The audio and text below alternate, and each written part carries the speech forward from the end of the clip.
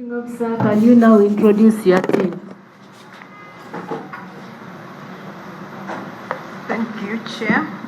I'm Dr. Sophina Masoko, the Hospital Director and Accounting Officer, Kabale Regional Referral Hospital. So I request my team to introduce themselves. Thank you, Chair. I'm Mulongo Sarah. I'm a Senior Hospital Administrator, Kabale Regional Referral Hospital. Thank you, Chair. Kansi Miranga Innocent, Accountant, Kabale Regional Referral Hospital. Thank you, Chair. My name is Rodney Tabaruka. I'm a Senior Pharmacist at Kabale Regional Referral Hospital. Thank you, Madam Chairperson. I'm Richard Kalema, Principal Human Resource Officer, Kabale Referral Hospital. Thank you, Chair. I'm Robert Musinguzi, Procurement Officer. Thank you for those introductions. I'm Nawat Rosemary, Member of Parliament, Amudati District. And the rest of the members over there are the media fraternity. Members, I would like to welcome you to this meeting and would like to apologize for the delay to begin the meeting. This is because we were waiting for members and the chairperson of this committee, Honorable Nandala Mafabi, is engaged. Actually, yesterday, he did inform us about that. Although the members were also informed that this meeting would take place, we've tried to wait for them, but maybe they will get us on the way. The vice chair who should have chaired this meeting is unwell. So that is the cause of the delay. But nevertheless, I would like to welcome you to this meeting. Now, Madam Accounting Officer, like you are aware, COVID is with us since March 2020, and we would like you to give us a brief on COVID-19, what you as Kabale Regional Referral Hospital is doing. What is your effort in fighting COVID-19?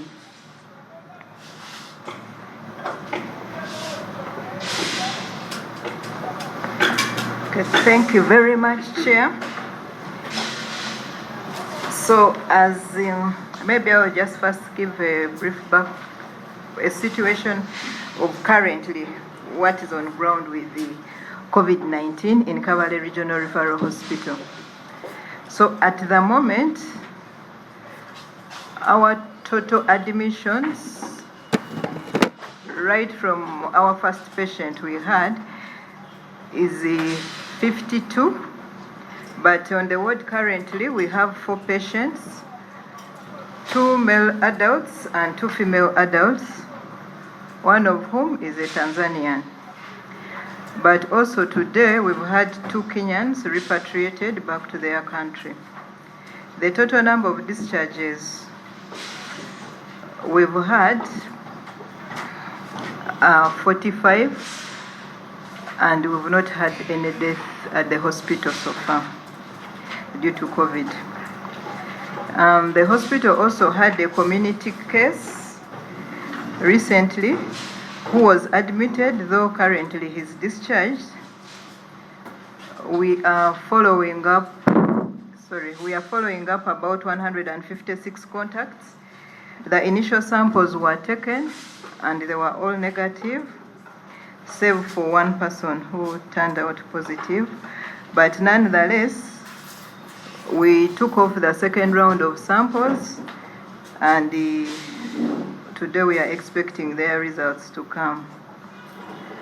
So our efforts as a regional referral hospital, we received some money from the Ministry of Health, and it's mainly what we've been using in our effort against COVID-19. So as a hospital, we established a COVID task force but we also work in a collaboration with the district task force, which is headed by the RDC, and a number of staff in the hospital are also members to that committee as well. So in the hospital itself, we also have subcommittees, which include the logistics subcommittee, clinical care subcommittee, infection control. So some of them, I think I may not go into the detail of what exactly they do. But like logistics tries to make sure that we actually have the things that we need to use, both on the ward, but also for the other people who have been affected by COVID. Then the clinical care subcommittee, that one mainly is to do about patient care. Then we have the infection prevention and control committee to ensure that we try to minimize people from getting infections. We also have the surveillance committee. This one tries to look for the contacts or responds also to rumors that are related to COVID. So we also have the Psychosocial Committee. This one mainly helps to counsel the patients, but also to prepare communities in case we need to enter those communities when there is an incident. So as a hospital, we have a COVID treatment unit, which is able to accommodate 32 patients. Then we also have a tent that we use for isolating patients who are sick and cannot be admitted in the district quarantine but need care. So that one can take 10 patients. Then the people who have been exposed and we need to quarantine them, they usually are kept in the district quarantine.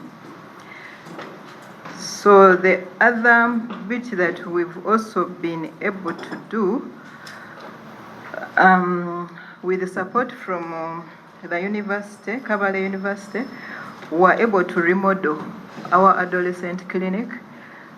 It is what we've prepared to receive the equipment for the intensive care unit, because we needed to establish a place where if any of the COVID patients became critically ill, we would be able to admit them in an intensive care unit that is separate from where the other patients are admitted. Then for our staff, those that are also working in the COVID treatment unit, we've actually identified some temporary accommodation where we let them stay until their duties are over before we allow them to go back to their families. The next I'll mention about the impact of COVID to the hospital.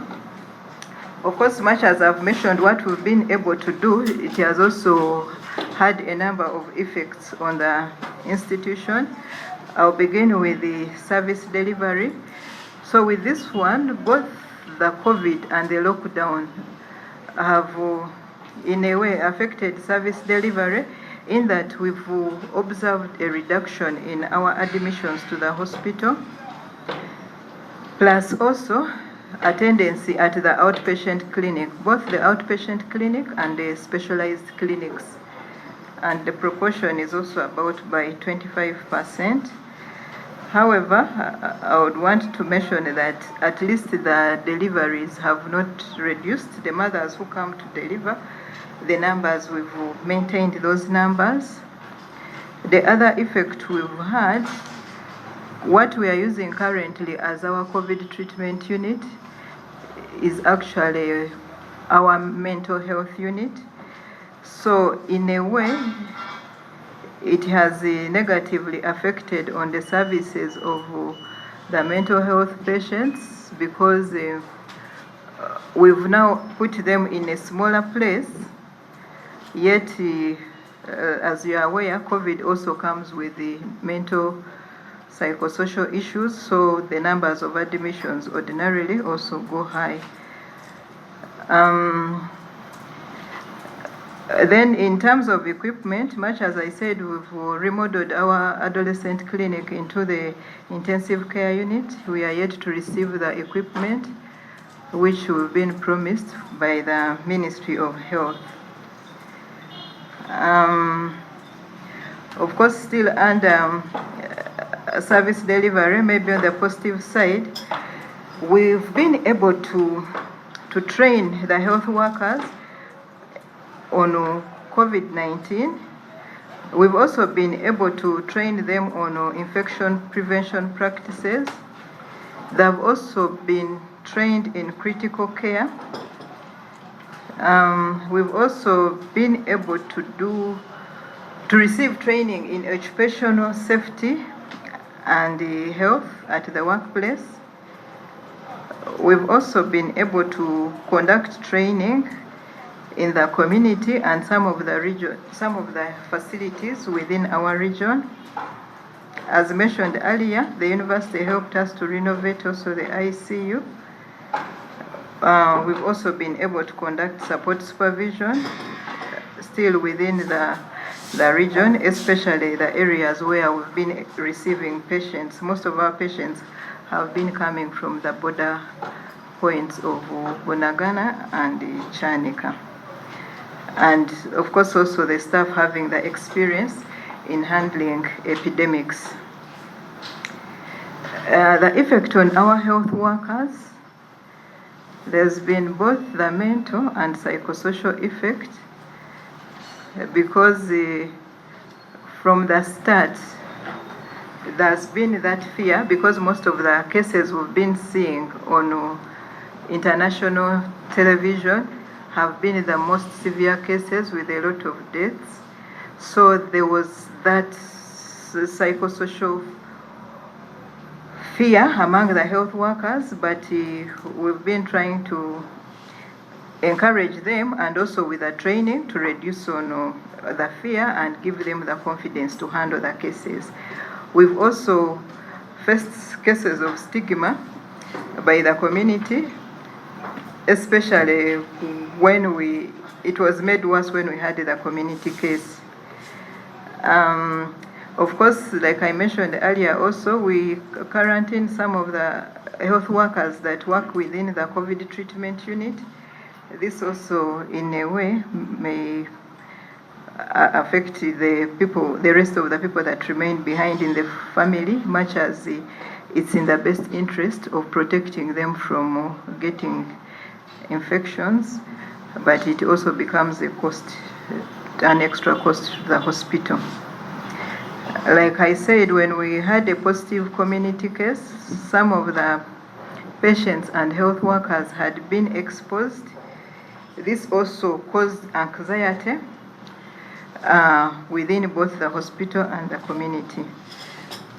We received some health workers under the surge program because the ministry received some money to recruit health workers for the COVID treatment units, but we only received 7 health workers, but ordinarily to run the unit we need about 24 health workers. So this also has put a strain on the health workers within the hospital because we've had to make internal arrangements in order to get people to work within the COVID treatment unit. On the side of the economics, it has been expensive to the hospital, especially remodeling the psychiatry unit. Like I said earlier, we did not have a dedicated isolation unit, so we had to remodel our psychiatry unit. It had not been planned for, but we had to get money from some other item in order to make it suitable to work as an isolation unit. It has also affected budget implementation. Like there are items we hadn't budgeted for, but they were urgently needed. So some of them had not been catered for under the budget that we received from Ministry of Health.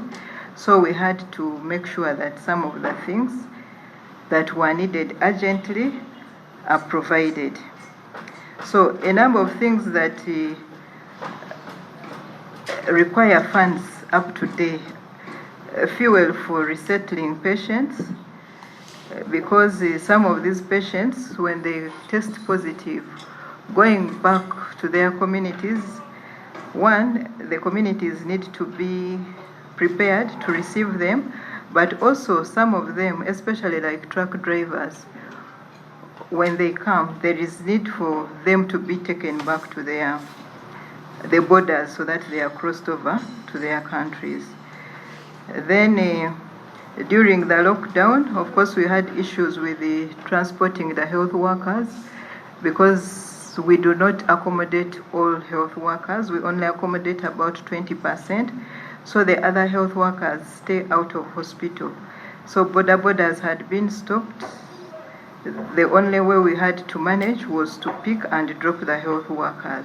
So that also took a toll on our budget for the fuel. Accommodation, feeding, the people both who are in the COVID treatment unit, but those also who are under isolation.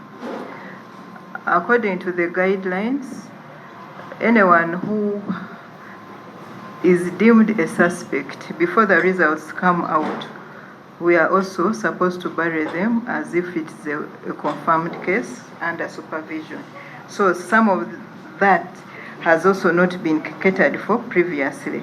Items like beddings, blankets, bed sheets also had to be made, which were not still originally in our budget. It also affected one of the projects, because there's a construction for interns hostel we are doing, but it affected the progress of works. Then maybe lastly to mention about the way forward and the things that we could request for.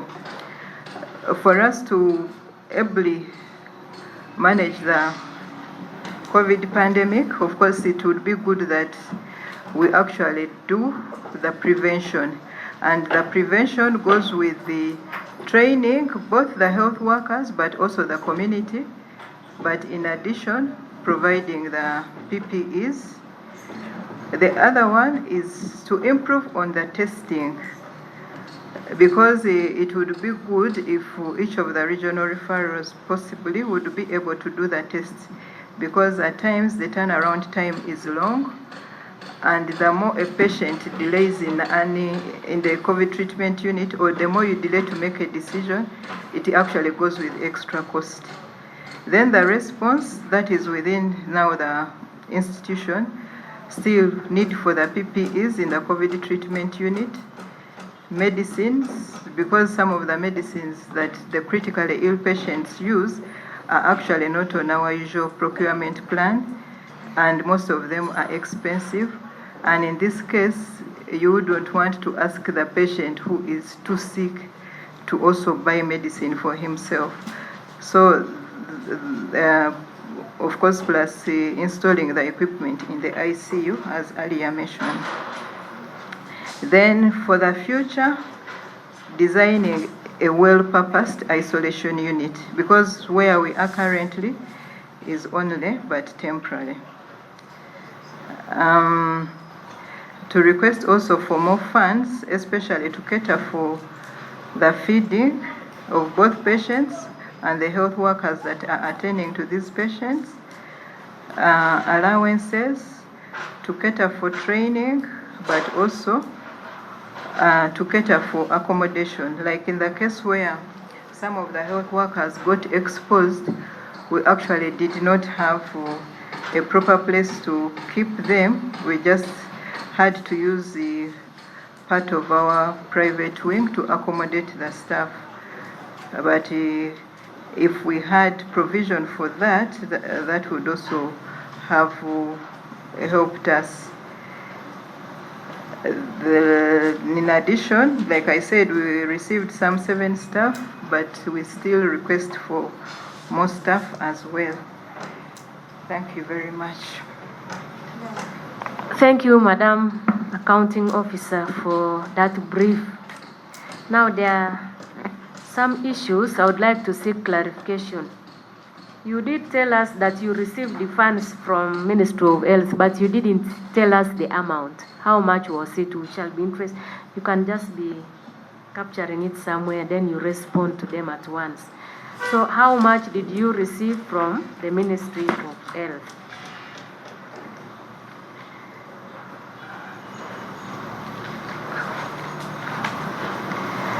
You talked of reduction in admissions. I don't know during this COVID how you were attending to other patients, like for example, those with TB, the HIV, AIDS, because now people, you've told us, were fearing to come to the health facility. How were you reaching those ones? Now, you said the university helped you to renovate the ICU.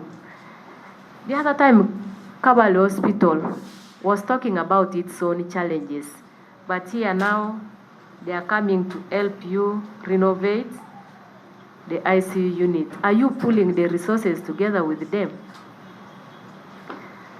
Now, this is mental and psychosocial effect or fear among the health workers. In such a situation, are you telling us that the health workers are so afraid now to do their work because of that fear? Then the 7 health workers which were recruited and were sent by Ministry of Health.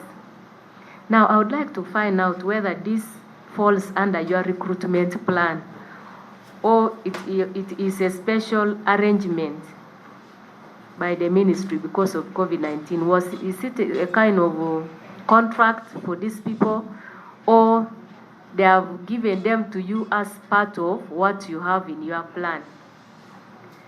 Then this construction of the hospital, you said the progress of work was affected. You will recall that when COVID came, a number of issues, the lockdown affected a number of areas. But this one of construction, if I can remember well, it was not affected. They said those doing construction can do their work, but they observe the SOPs. Now, why was yours affected? Then the drugs for COVID-19. You said they were not initially in your plan, and also they are expensive. Now, because this is something special, is it you as an entity that is tasked to buy these drugs, or it is the ministry really supposed to do it? And it falls under the monies that the Parliament appropriated for Ministry of Health, because a lot of money was appropriated for Ministry of Health to fight COVID-19. Then finally, the nurses who were accommodated in the private wing, don't you think it is now denying you of NTR that you should be collecting from the private wing? Thank you. To the responses.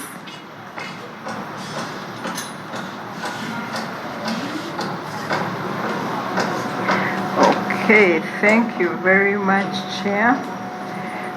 The money we received from the Ministry of Health is 270 million shillings. Then the reduction in admissions, how have you been attending to the patients? So the health workers actually, with the circular that came from Ministry of Public Service, health workers continued working as we usually work. But what has affected the admissions from the time of the lockdown to now has been mainly, I think, because of issues of access. So that kind of reduces the people that seek the healthcare services. Then I think you mentioned something of patients, the other patients with the TB, HIV. So with them, with some implementing partners, they supported some people to help deliver medicines for some people who are not able to come to the hospital. Then to do with the bit of the university, true, we are pooling resources because the hospital is also a teaching hospital for the university.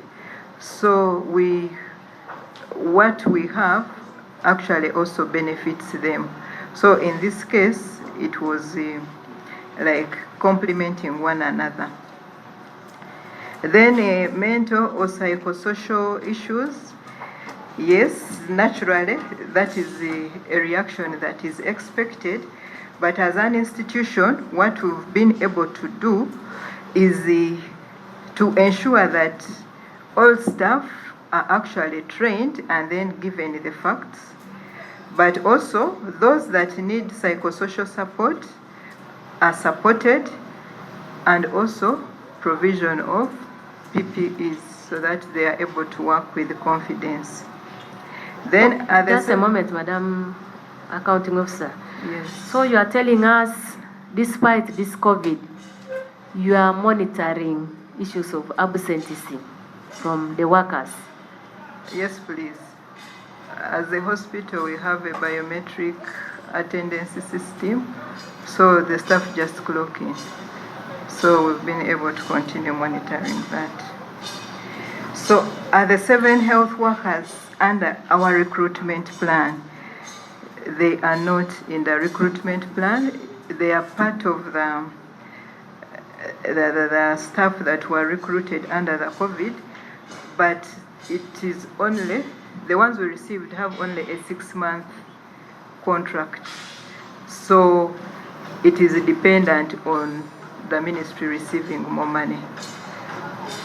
So if they receive more money, hopefully their contracts will be renewed. But at this time, I still advocate for their contracts to be renewed because they have been very helpful to us.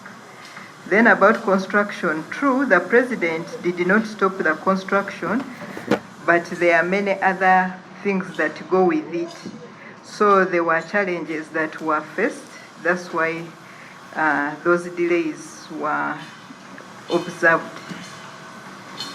Then the drugs for COVID-19, the way we receive medicines, they give a budget is allocated to the hospital, and we actually make our own procurement plan. So under the 270 million, there was no provision for drugs. And here I also need to be clear that for COVID itself, there is no non-treatment as of now, but it is the complications that come with the COVID. So some of those patients who receive complications actually require medicines that is not in our procurement plan. Then nurses who are accommodated in the private wing, it's true, this affects the collection of revenue.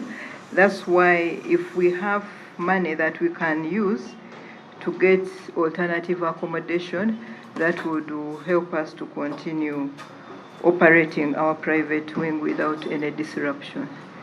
Thank you. Are they occupying the entire wing? It's not the entire wing, it's just one of the wings. I think there are about 5 rooms that are currently occupied. Thank you. Thank you, Madam Accounting Officer. Now,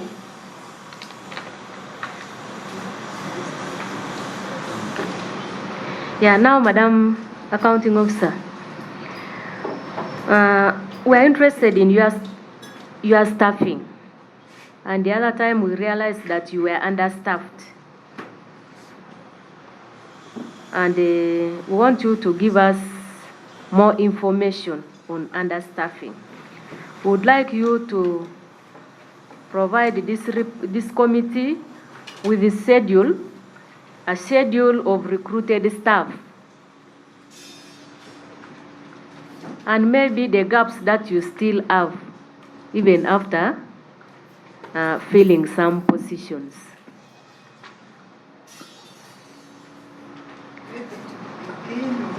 I just want to communicate that we actually sent a submission. Microphone. Yeah, I just want to start by saying we actually brought in our submission, but the time we came, it was at the peak. So even the security down did not allow the officer to come up, but we were told somehow they failed to trace them. I don't know whether they've received them. You've now seen them. Okay, thank you. So the next, the question was the staff list. A schedule of the staff recruited. Okay, so I have in here, we attached the letters of some of the staff whom were able to receive, at least were able to receive some specialists, that is in pediatrics, obstetrics, and gynecology, but we've also been able to get a fully appointed principal nursing officer. We've been able to get also some nurses under that recruitment. You said it is attached somewhere? Yes, as an annex. You have it there?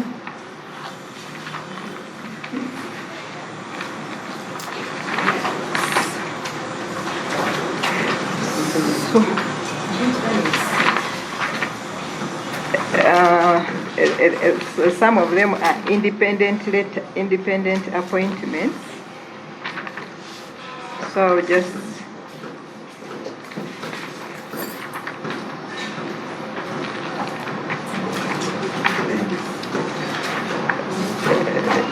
it's unfortunate that we didn't number the pages, but Appendix 1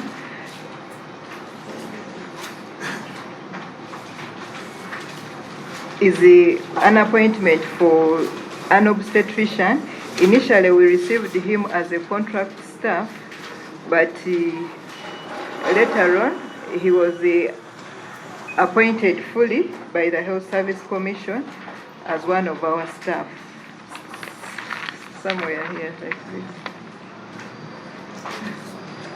Appendix 1 here.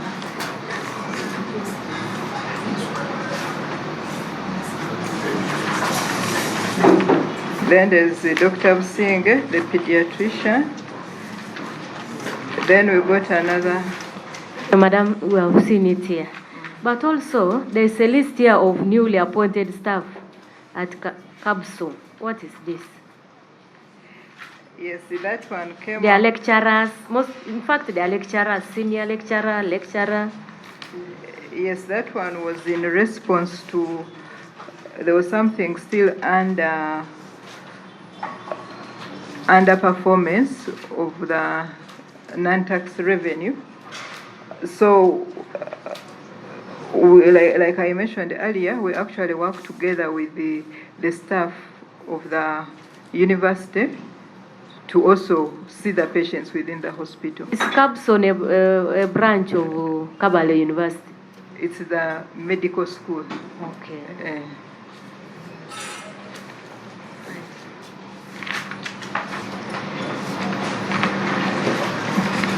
Yeah, we are also interested in the projects that are in Kabale Referral, and would like to find out whether they are audited. Are they audited? Yes, the projects in the hospital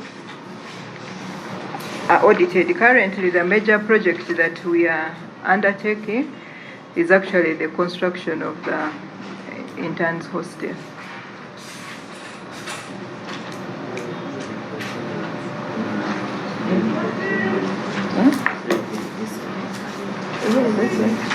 I didn't receive this. Now, Madam Accountant, we are specifically concerned about this project under USAID and Global Fund. Okay. So the projects are actually audited because like the one of Global Fund, we received some auditors who came and looked at the accountabilities. Then under the USAID project, they also usually send their own people to come and audit, but our internal auditor as well audits them on a regular basis.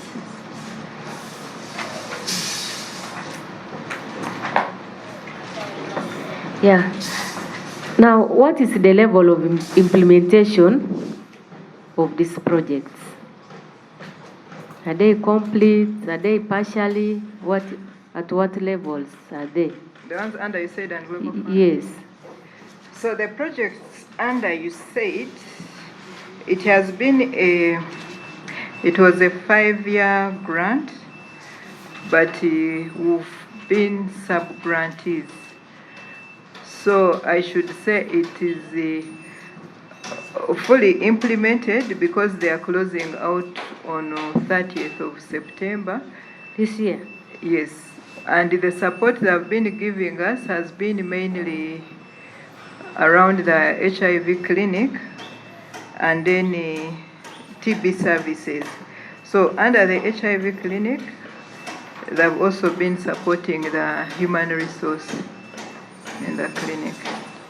Then under Global Fund, the money usually is more in project mode. It is short-lived. So it will come to support a particular activity. So when it comes, we do the activity, then account for the funds and submit them.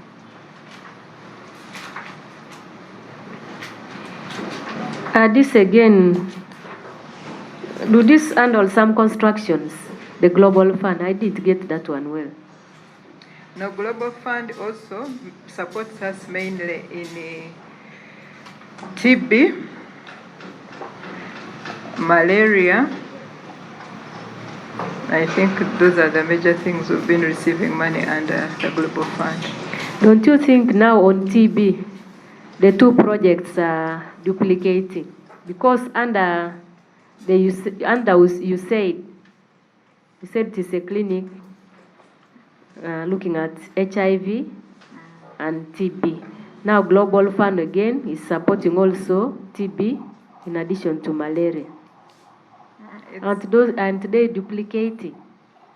And how many TB patients do you have that you need all these partners to support? Thank you, Chair. There is no duplication because the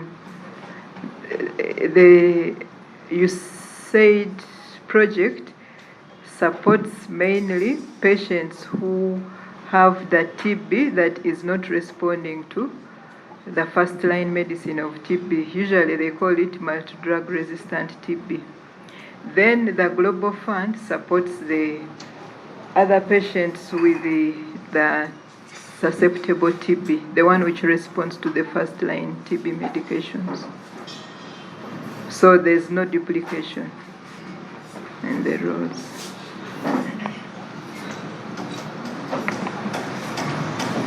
You're welcome, Honorable. And can you introduce yourself? Thank you, Honorable Chair. My name is Angela Fred, Member of Parliament in Moroto Municipality, Moroto District, and a member of this committee. Thank you. Now, we also wanted to find out whether you had challenges during the implementation of these projects. all the donors were managing it well.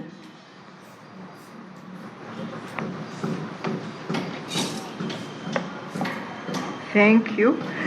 No, of course, the implementation may not go without challenges.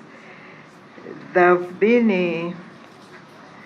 a bit of challenges in that much as I had mentioned that Global Fund, we receive some of the money for the activities, but under the TB Global Fund, we actually do not receive the money in the hospital. It is managed by some other entity. It is managed by TASO. Then we do the activities and then submit the accountabilities. So that at times comes with the delays in making payments for some of the staff that are working on the TB activities. Thank you. So for the audited financial statements or reports, we need you to submit it to this committee within 1 week. Submit it to the secretary, to the clerk. Now, there is this issue of drugs, uniforms, and medical stationery supplied to you by NMS. We would like to find out, we would like you to give us information concerning the supply of uniforms right from 2016 to 2017. The uniforms that information you'll provide it in writing. Yeah, so uniforms supplied to you since financial year 2016-2017 to date. And then the drugs. We also want to know whether you've been receiving drugs from NMS. And if so, are there instances where you've been receiving drugs that are about to expire? And how have you been going about that? Then we would like you to provide this committee with information concerning supply of medical stationery. And we need this information within 1 week. But you've just said you have information for the uniforms, the drugs, and the stationery. Then you can.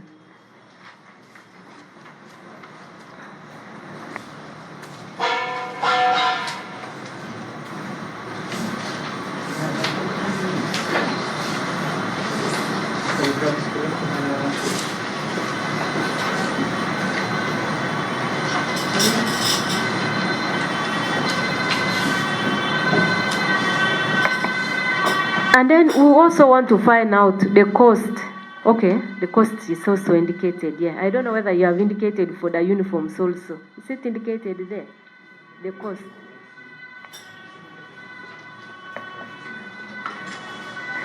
It's indicated for the last 3 years. Now, Madam Accounting Officer, these uniforms that you received, were they a complete set? Because we are made to understand that for a uniform of a nurse to be complete, you need to have the dress, the belt, the cap, and the shoes. These ones you received, was it complete?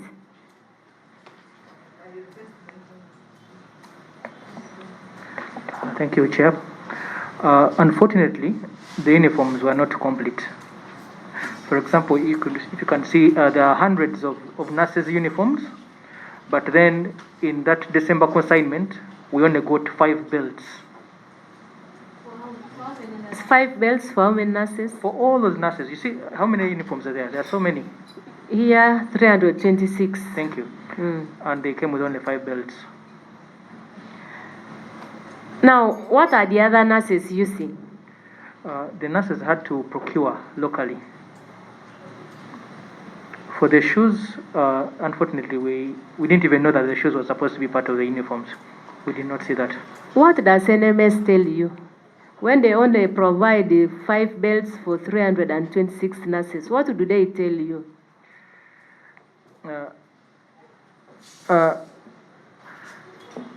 Unfortunately, the way this happened, it was they asked me to make a requisition. They asked me, how many nurses do you have? Want to procure uniform for them. I gave them the nurses, their cadres, and sometimes even their sizes. And since this was not from our hospital budget, we don't know we don't know the source of the money. We didn't know the source of the money, so we treated it like a donation. So usually when someone donates to you something, you don't ask so many questions. But if it was our hospital money, we would have been more vigilant. Thank you. Kabale is telling us something different. Other entities have been telling us that your money goes to Ministry of Health. Yes.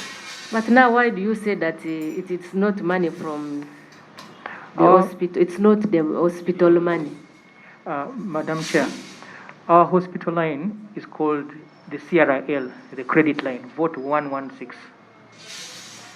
These items came on a credit line called EMR. EMR is known to us as a vote at Ministry of Health headquarters. It is the same vote under which we are getting items for COVID-19. It is not Kabale Hospital money. Thank you.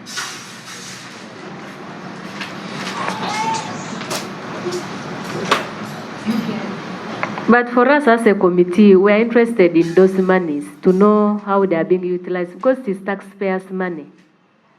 And you should also interest yourself. When they don't provide the number of belts, for example, needed, and the shoes, it's not money belonging to NMS. It is public money. And it's those nurses and doctors and the clinical officers serving these people. So I think you need to be following up with NMS because it's not their money.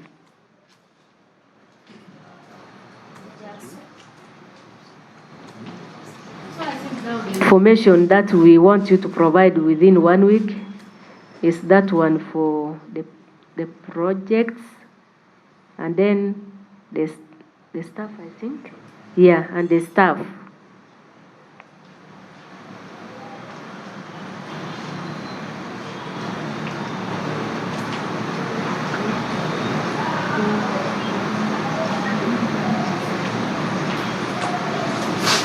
Honorable Chair, I just want to take you back to his submission, earlier submission. He said that he didn't budget for shoes. Is it shoes? Or maybe gumboots? I always see some medical personnel putting on gumboots. How would you feel when you have breast? How would you feel when you have breast? This is related to the uniforms? You said you didn't budget for the shoes. Is it the shoes or gumboots? No. This is related to the uniforms, huh? Uniforms, yes. The uniforms, when I made the order for uniforms. Are the gumboots part of the uniforms? Because we see those people in those white gumboots. That is PPE. That is COVID now. The gumboots are COVID. But even without COVID, before COVID came, we used to see them with gumboots. The gumboots come under our hospital money. We have been buying that. We have never had problems there. But related to the uniforms, they asked us, how many nurses do you have? Meaning that NMS knows the full kit of a uniform nurse. So they're not asking you to tell you how many shoes the nurses will wear, how many feet they have. If I tell you I have 20 nurses, it means I want to give you 20 dresses, 20 belts, 20 shoes.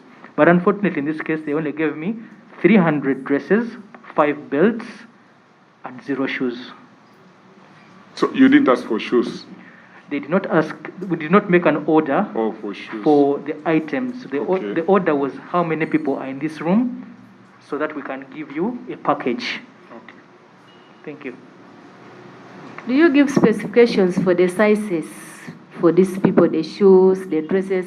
Because we go to cases where they were bringing undersized uniforms to some facilities. the order form that came in had sizes, and in liaison with the P&O, we identified how many people would fit XL, how many people would fit large, how many people would fit small. So they were tailor-made.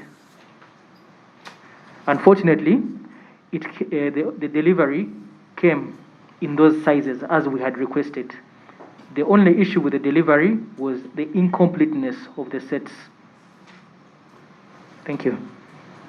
Okay. Thank you, Madam Accounting Officer and your team. Would like to thank you for your time, despite the delay. But it's good that the information that we asked some time back before COVID, you've availed the committee. But for what we have just requested, we would like you to avail to the clerk in 1 week's time. So, Madam Accounting Officer, unless if you have something to say before we conclude.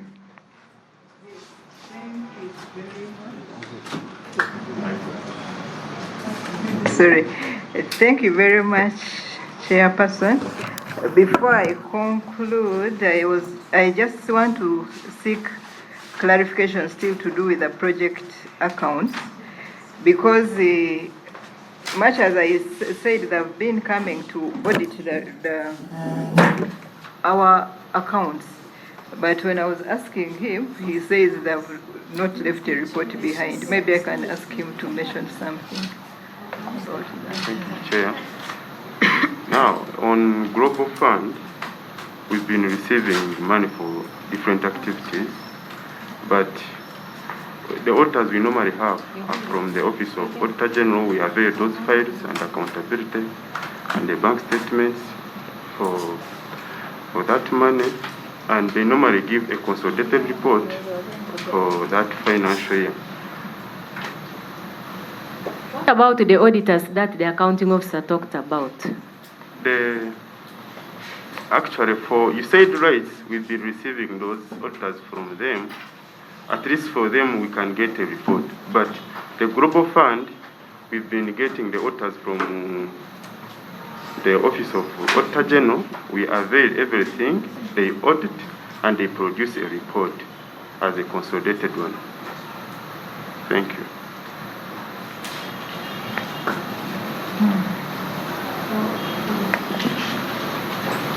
Yeah, I would love to clarify with my colleagues who audit DC hospitals and see if there's a separate report or it is also included in this very one.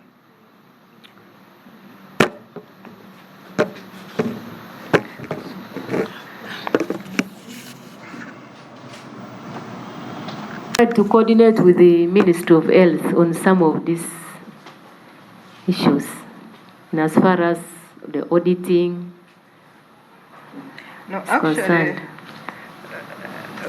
like I said, we've been submitting them, the reports as per activity. So most times when you complete submitting the accountability, we've not been following it up. It's just of recent that I received a letter, but it was in the interest of the Global funds. But it's just some balance on some activity, which actually is still on the account. That one is readily available. Thank you. So what you received from the Global Fund, what was their concern? No, there's an activity we implemented, and there's a balance of about 4 million. Like I said, it's still on the account, so they had asked us to either account for it or to refund so that they close the account. Because it has been with us for quite maybe like 2 years now. Thank you, Madam Accounting Officer, with your team. I think with this, I would like to adjourn the meeting and wish you safe journey to Kabale. Members, tomorrow we are meeting with Mubende Regional Referral Hospital at 10 o'clock in this same room. Are you prepared for the city? Our city still has people. Still has people. Still has people. Still has people. Still has people.